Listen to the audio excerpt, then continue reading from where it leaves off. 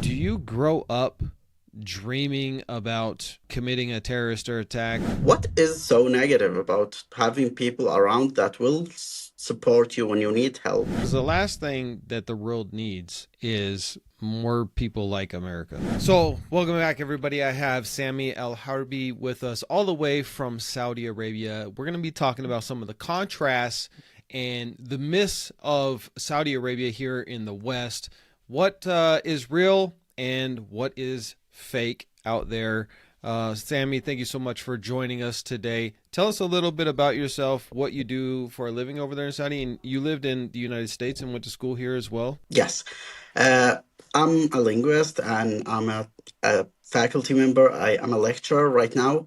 I also have done like my PhD or part of my PhD in Delaware at the University of Delaware. I've done my master's at the UK, in the UK. Let's start there on the education thing. In the United States, there is no such thing as subsidized education at the higher level, especially. So, over here you have to take a student loan or you have to work 2 or 3 jobs in order to make it through university. But in Saudi Arabia, which is a kingdom which shares the wealth with its citizens, how does it work for higher education? Like for say you wanted to get a PhD or something like that, and you wanted to do it like you did in a foreign country, like in the United States. How did that work out for you? Actually, higher education from like college level, it's totally free, and there is a stipend for every student. I guess it's about $250, something like that.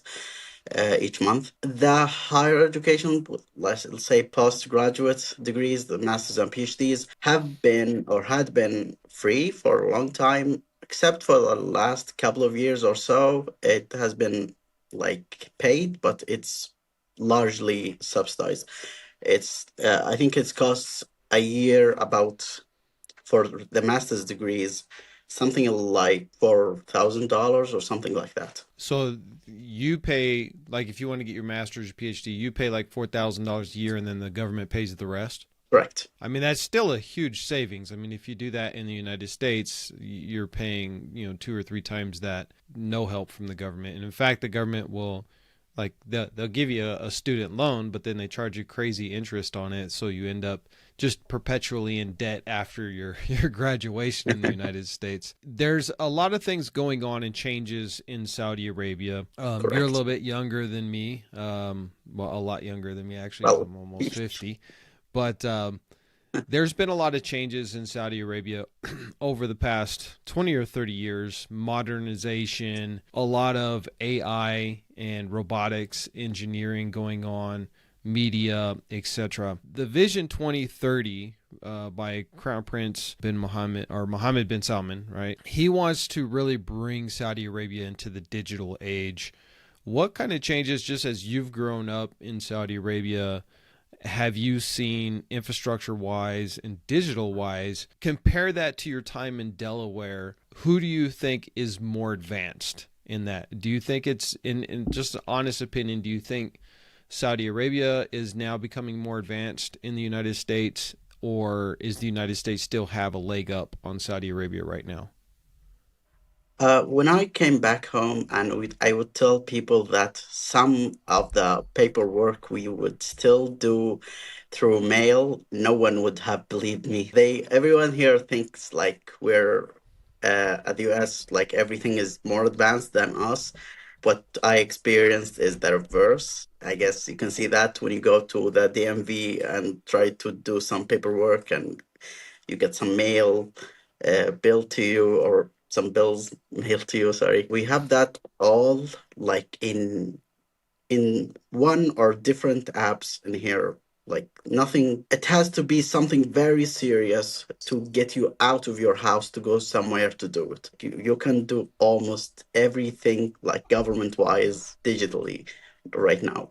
Take into considerations all the new ideas and being open-minded about invention, suggestion, new protocols, new way of government. I think that made everything improve very quickly very unexpectedly. Yeah, because I mean, it's really changed. I remember, just 30 years ago, having satellite TV was like a big deal in Saudi Yeah, Arabia, right? I remember And that. now everything is high tech. The Saudi government, and this is kind of true with all of the Gulf states, where they've invested a lot of the oil money back into the country and modernizing infrastructure, all of these things. Whereas in the United States, we still bicker at the government level as to, whether we're going to, I don't know, spend $1 trillion on the military or if we should fix a bridge. Like, you should probably fix the bridge so people, can drive on it. But we still have such a huge problem of fighting back and forth with the government and inefficiencies where, and we'll get into this in a bit, kind of the pros and cons of having a monarchy versus a democracy, right? So there's going to be pluses and there's going to be minuses for both systems. When you have a monarchy, you are able to get things done a lot faster because you don't have all of the infighting from the parties, which you have in a democracy. This is kind of the reason why we've seen China rise so fast in the past 30 years is because they have a uniparty, a single party. And so they're able to draft these long-term visions of infrastructure and development, where the United States, every single year, our government's debating on whether or not to shut down the government or to fund it, right? Yeah. But obviously with democracies, there are some pluses there that is more than in a monarchy, where with a monarchy, it's one person basically is making the final decision for everything, where in a democracy, the citizen has more say. The tradition in Saudi Arabia, going all the way back to King Abdulaziz, and even before that, going all the way back to the Prophet Muhammad, peace be upon him, of the Shura. I have to give some background, a prerequisite for what I'm saying. All tribes, the last name in Arabic, are always, or sorry, mostly blood lineage. So that's is literally the grandfather of everyone, except for some cases where some sub tribe would break off some tribe and join another in an alliance. Then that sub tribe who doesn't belong in blood but still in alliance would take on the last name of the new tribe as well. And that happens sometimes. System of shura, I think it's necessary for any system of government. The final saying with one man has been, I think, in throughout the history of Arab tribes, that there have been always one man who is known as the Sheikh. The government started, it was an initiative by the Saud family, therefore Saudiya, to join all tribes in a mega alliance, let's say. And that would have a lot of tribes don't like it, of course, because why would you join and like give up all the independence? Because that's the reality of the Arab, Arabian Peninsula throughout history. Like tribes would fight with, would live independently in isolation and sometimes in alliances. But this idea was new. It was foreign. The idea of country, let's say in the modern sense. Some people didn't like it, but a lot of people liked it a lot because it has something religious motives in it, and it was to bring people back to the righteous path, which is the Sunnah, and following the Sahaba and the Prophet, peace be Yeah. upon him. And that's why a lot of people in the West, they look at, countries like Saudi Arabia, the UAE, Qatar, Kuwait, all of these are monarchies. And everybody in the West always thinks that their system is better than everybody else's. So all you guys have to become democracies. But then when, if you're looking from the outside in, you look at the democracies and the dysfunction and the infighting and the political hatred. I mean, we have political violence and all of these things that's happening here in the West that you don't typically see in the Gulf state monarchies at all. Even if you look at some of the other Arab countries that are so-called democracies, but they're really not. Their elections are extremely fraudulent. There's all this infighting all the time, Yes. and political strife. But then when you look at the Arab monarchies, you don't really see that. It doesn't mean everything is perfect. No system would ever be perfect when people are involved, obviously. But, and I'm not saying that the United States should become a monarchy, because we would probably just end up with a bad one. But I would say that, a lot of people in the West have this misconception that everybody in Saudi Arabia must be oppressed because you don't have democracy. So the question is, do you feel oppressed living in Saudi Arabia and being a Saudi citizen? No, and I haven't met any person who have felt that way ever. And I'm 30 years old, so I'm not young. In the West, Saudi Arabia gets a lot of criticism for human rights stuff, particularly women's rights, etc. And this is one thing that people fail to realize, is that Islam gave women rights that in Christianity in Europe they had none, right? So in Christian Europe back in the 1,000 years ago, women weren't allowed to have their own property. They weren't allowed to own a business. They were the property of their father until they were married, and then they became the property of their husband, which is why they took their husband's last name, just like a slave would take the slave master's last name. Women had no right to vote. They basically were chattel. And in Islam freed them from all of that. And so, in Saudi Arabia, the Islamic system is still very much in play of everyday life in Saudi Arabia. To my understanding, all my people that I've talked to in Saudi Arabia have said the same thing. So women in Saudi Arabia particularly is an interest, for whatever reason, to people in the West. Obviously you have a mother. I'm sure you have female relatives, etc. Do the women over there feel like they're oppressed, or do they feel blessed to be in a country where the government shares the wealth, makes sure everybody has free health care, education, even for girls? Girls have education, higher education, just like guys, right? Yeah, definitely, yes. Every citizen, without exceptions. And no, definitely they don't feel that way at all. I think that some women everywhere, even the United States, feel oppressed. That's general, but nothing here that's really relevant to being in Saudi Arabia. No. Because a lot of people in the West, they look at Saudi Arabia and they think of the Taliban, right? And it's two completely different systems, right? Yeah. So Saudi Arabia is a very modern country. It is, a very moderate country when it comes to Islam, even though it gets this reputation for, what we call over here is Wahhabism. And that's supposed to be this extreme form of Islam. And while the Imam Ibn Abdul Wahhab is, a revered character, he's not the only scholar in Islam. And so there's a lot of different opinions, to my understanding, in Saudi Arabia when it comes to religion.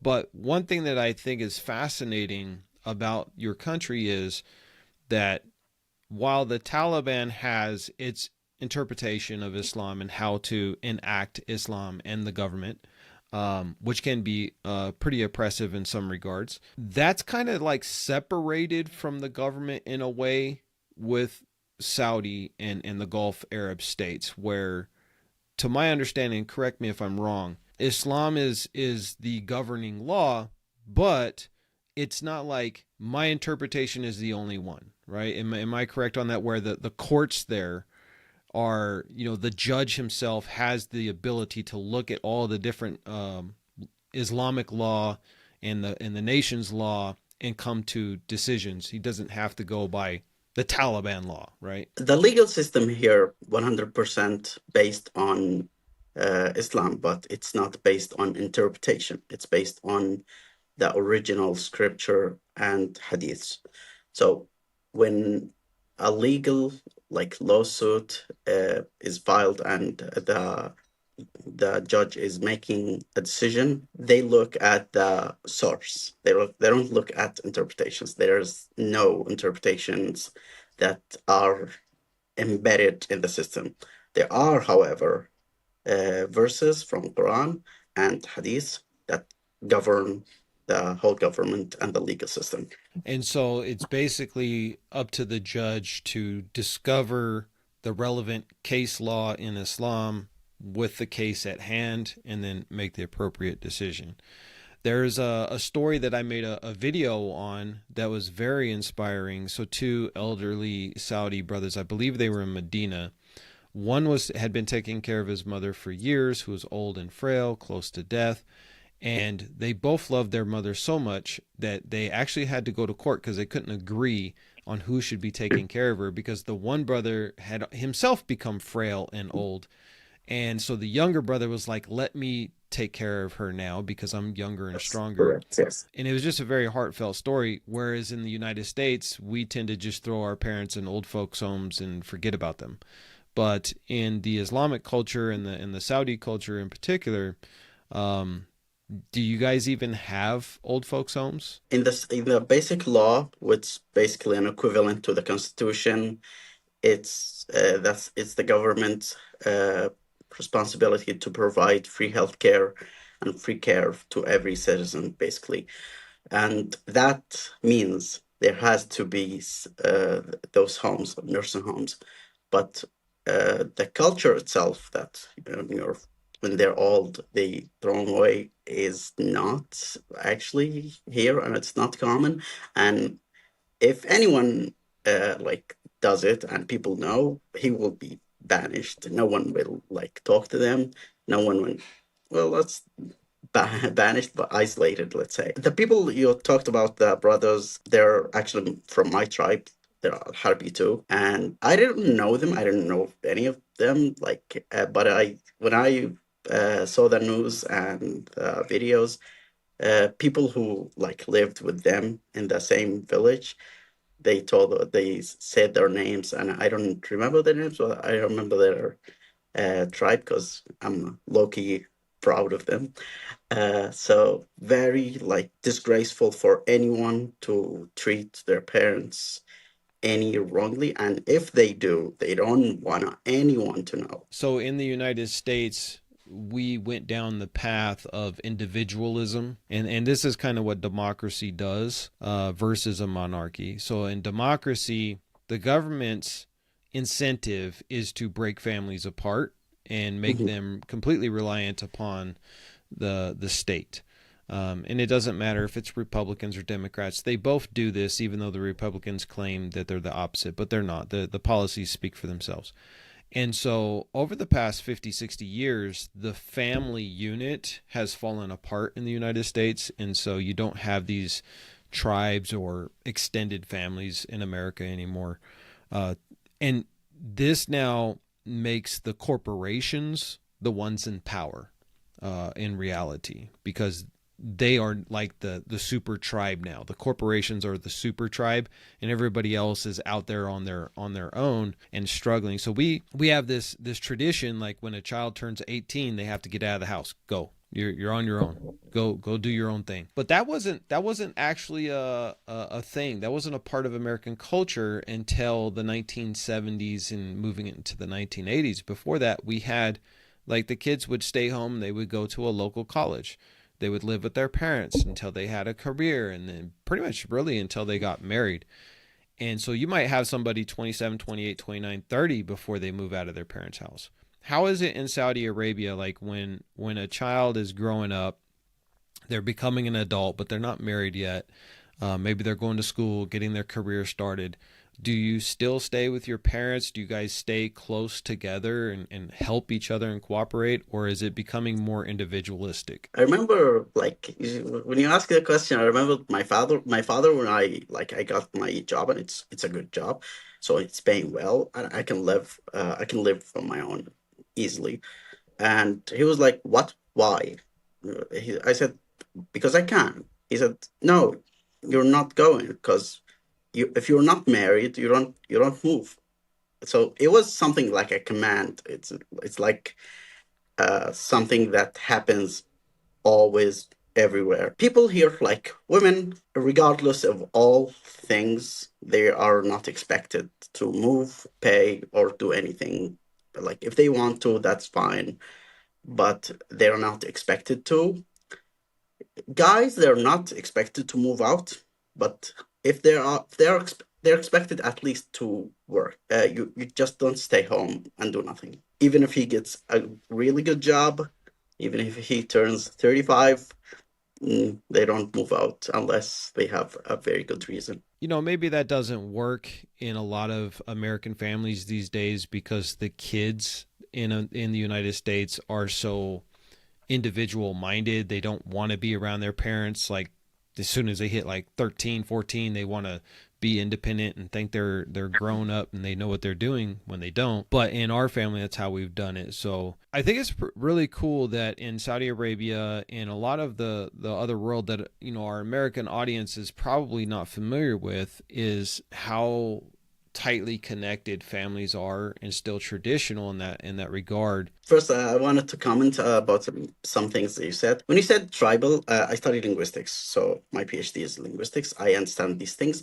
I noticed that there is in the English word tribal, there is a negative connotation like that came to my mind and to many people that like it's backward and that's actually programming. It's not inherent in us because a tribal is family. It's just extended family, and the individualism made the family meet like at the famous Thanksgiving dinner or Christmas dinner, to fight about things about the government, about political things. They won't speak to each other, the relative in blood, because of things political and they don't have anything to do with them. And that's not a coincidence. I don't think so.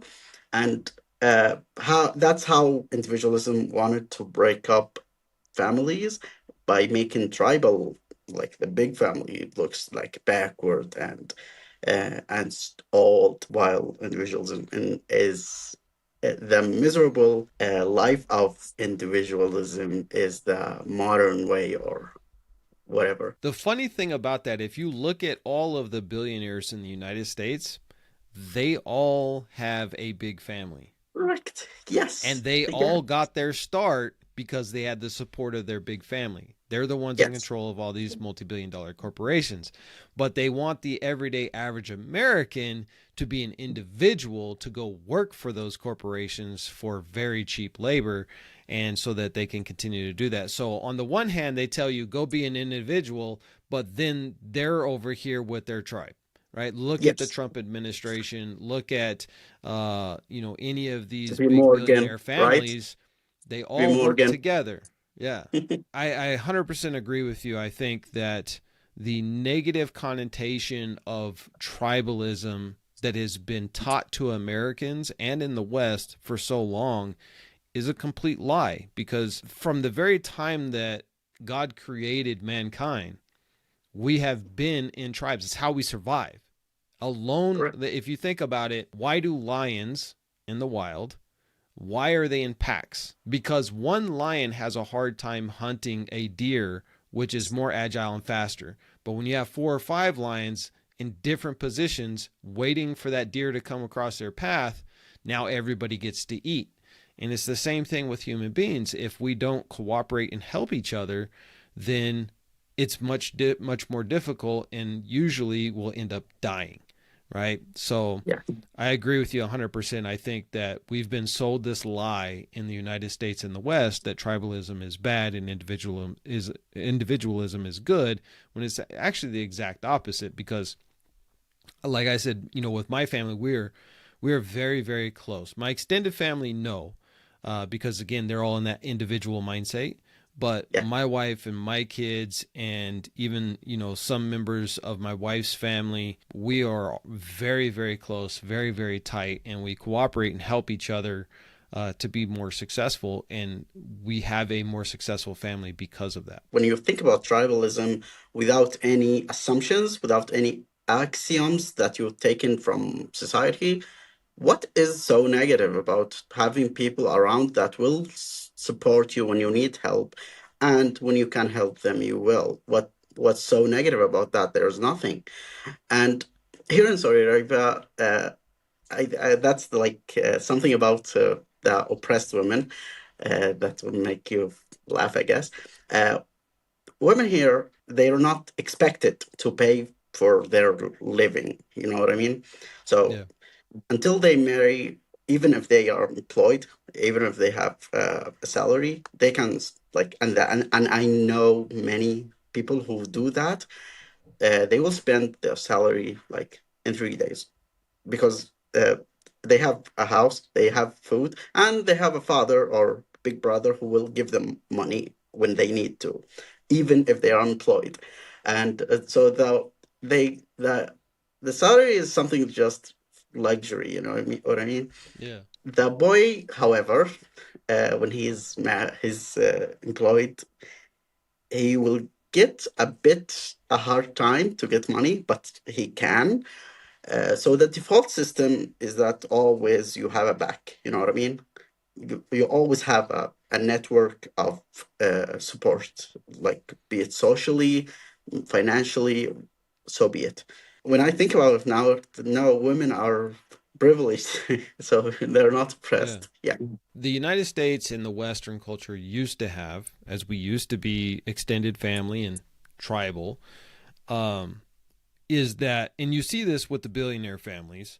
So Donald Trump is a perfect example. He got his first investment was from his own father. So his father gave him $1 million and said, "Go start your business, real estate." Yeah. And then his father gave him several more of these loans and investments throughout the years before his father passed away. So Donald Trump wouldn't be a rich billionaire right now if it hadn't have been for his father helping him get started. And I think that nowadays it's expected that if the parents have money, the kids have to just go get it on their own. Yeah. That's ridiculous, because that's not how reality works. More times often than not, that child's going to end up failing because the system in the United States is against them being successful. It's successful for those at the top already, but then the system's built to keep everybody else down. And so if you don't have support from your family to give you a leg up on the competition, it's going to be really hard to be successful. Also, when you think about it, at the end of the day, if you're individual and living alone, you'll have no one around you. Even if you're successful, you'll have no one to celebrate with. And Right. if your family is around you, it doesn't matter like how much money you make or what certificates are like on your wall. So let's talk about what the Saudi culture does that a lot of people in the West don't know. And if you look into this, Saudi Arabia in particular is one of the most charitable countries in the world per GDP capita, right? Mhm. So there is a culture both at the government level, and my understanding is, even at the local, individual person level, of being extraordinarily generous when it comes to wealth. That this is an Arab custom, it's a Muslim custom, um, and the Saudi government gives away billions of dollars every single year in charitable aid to other countries, vulnerable people, etc. What's your experience with that, and where does that come from in the Saudi culture? I think it goes back to like Arab heritage. It is still a virtue, but it's not something that, it's not a bonus, you know what I mean? It's a standard. It's okay, it's a virtue. It's something that you would be praised for having, but you will be heavily criticized and even isolated if you don't have it. So it's a must. It's not just something uh, you can have or you can show. You have to show it. Otherwise, you will be the odd one out. Some people, if you're familiar with the Arab poetry, there is something called hijab, which is the, let's say, dissing, like the rap culture now, which is negative poetry about someone. They will sometimes say something like, their door is always closed, no one will come near their house, which is basically means they don't have guests. That means they're not they're not very generous, and that is an insult in here. Also, charity has been, let's say, reinforced by Islam more than introducing it, because there's hadith to the Prophet who's what said it said إنما بعثت لأتمم مكارم الأخلاق, which means, uh, loosely translated, I was sent to complete the virtues of the Arab or something like that. It's not the Arab, sorry. Yeah, that's a mistranslation. So I think it goes far back, and it's something like the whole society shares. I went down to Mexico with my grandfather's church, and we were building an orphanage in Baja California, which is Mexico. And it was so strange to me that everybody that we came across down there, and this is, a very poor country, especially at the time, would invite us to their homes to have bread with them and beans, and they'd make us traditional Mexican food, etc., when they had so little. And I had never experienced that in the United States. That was my first time leaving the United States, and I was blown away by that culture. And I think it's one of the things that's the saddest part of the United States is the individual mind state that corporations and the government has implemented into our culture has also made us very selfish. So Yes. in the United States, it is not unheard of to not know your neighbor's names.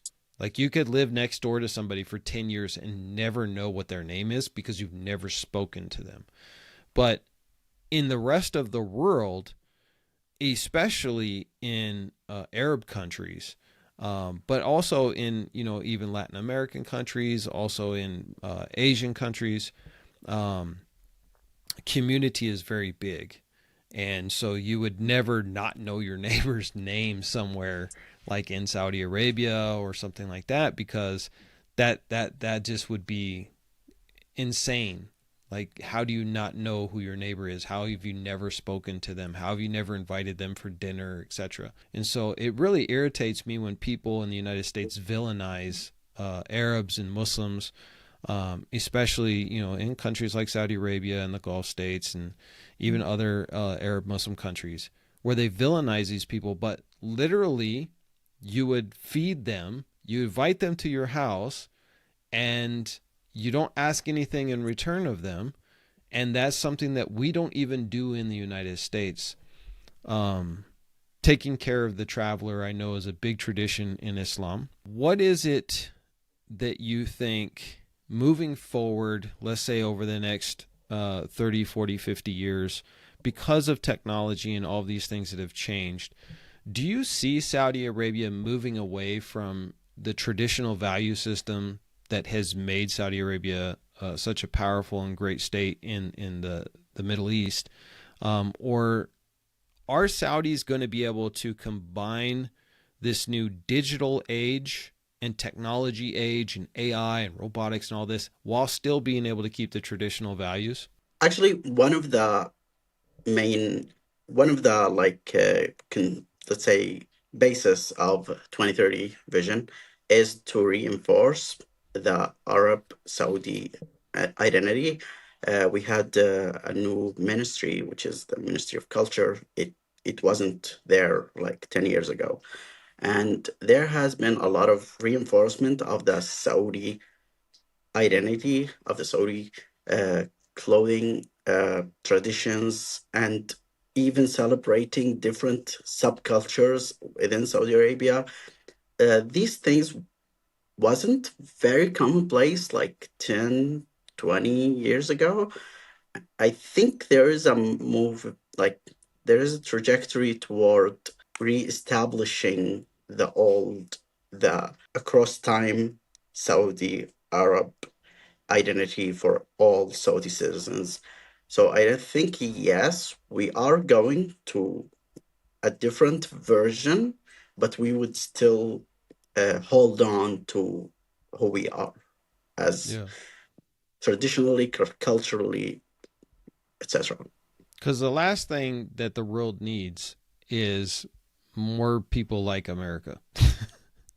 Because our culture is very broken over here. And I would love to see America get back to having more of the family cultural ties. And so I think it's beautiful when I see that, despite all the modernity, Saudi Arabia has still been able to hold on to traditional culture and values and not sell itself to the Western corporations and just adopt whatever they're doing, right? Still, you know, become more modern, more technological advanced, but still, your culture is beautiful. Keep it, right? And preserve Yeah, it. Mohammed bin Salman, MBS, when sometimes when he has diplomatic visits or meetings, like with the Chinese people, I think the foreign minister of the US also, he met them in Khayma. Does it translate into tent? I guess it's called tent, but it's Yeah. not the typical tent that people think when they go camping. It's Yeah, the old. the Yeah, big, yeah. yeah. Yeah. So yeah, there's like a celebration of the heritage, uh, and yeah, people are proud of it. I mean, even like if you look at the Chinese, they went through a period with their communism to where everything was bland, like you couldn't wear any other color than gray or brown for a long time. All the buildings had to be uniform, kind of like in the Soviet Union. It was just very dull and very ugly. And they kind of transitioned out of that mindset and went back to their own cultural heritage and started building these magnificent, very amazing cities that are just it's like going to an amusement park. Everywhere you go is just exciting to see something new and innovative and different. Um, and so I think that when you look at cultures, I would wish the United States, which the United States, to be honest, it's a very young country. And so it really doesn't have its own culture. It's all imported from Europe and the rest of the world. And then corporations took over, and it's kind of almost like a corporation communism where everything just has to be bland and lifeless and all of this stuff. You can't build anything fun or exciting over here because it's not profitable. When Yeah, I look at the architecture in Saudi Arabia, and some of the ideas of what you guys are building over there. Um, I'm pretty excited to see the fact that you haven't again given into the profit over beauty, right? So yeah. you're building beautiful buildings and beautiful cities. Um, there's the what's it called, the city that is in the plans or it's in the works right now. It's like the big long city. Oh, Neom. Neom, yeah. Yeah, Um, how how is that project going? By the way, I haven't heard about it for a little while. Is it still going or? yeah. As far as I know, yes, but it's far from finished. I mean, it's a massive, massive undertaking. Yeah, I know. And just the technological advancements when that project is finally completed is going to be a pretty amazing.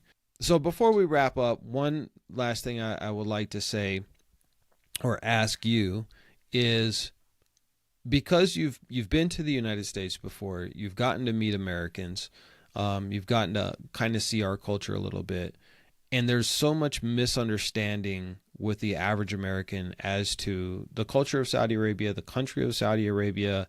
It's always being thrown into the media as a terrorist country or a backwards country, or a Taliban style country. Well, all these things that are not true.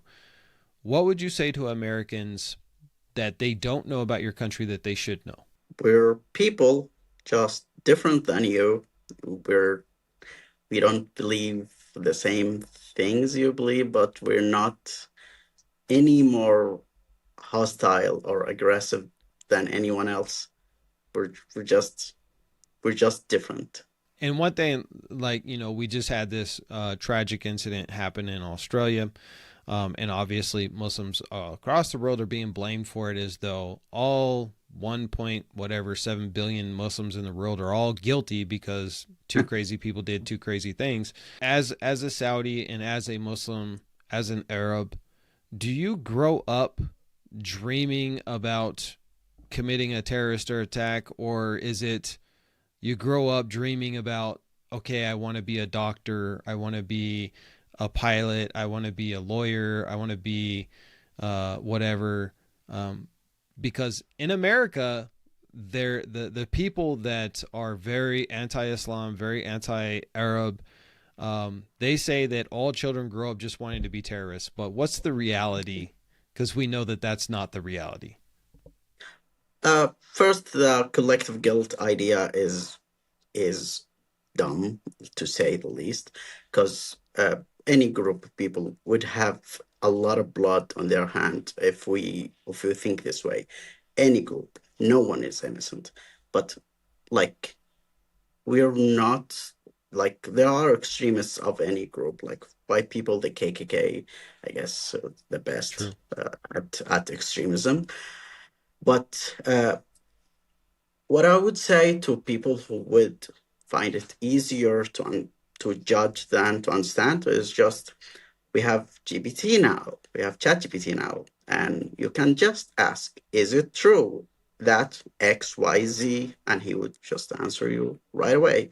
You don't have to ask anyone, you don't have to read a book, you don't have to read a long article. You can just fact check anything by AI, and you will be surprised how much you don't know. And I would just add on to that, make sure that you watch the Daily Rumble if you want the truth. Yeah, sure. Well, Sammy, thank you so much for being here. I truly appreciate Sure. you spending some time with us this evening, and would love to have you back on anytime, my friend. Sure, definitely. And maybe we'll talk about healthcare sometimes. Yes, yes. We'll talk about more about healthcare on the next one. I know you guys are big on that, and you have the free healthcare over there, especially right now in the United States. The healthcare premiums just went up. We just did ours for our family, and the healthcare premiums jumped up quite significantly. And I know that's happening across the country right now. Thank you again so much, and I send my salam to you and your family and everybody over there in Saudi. Thank you. Thank you for having me.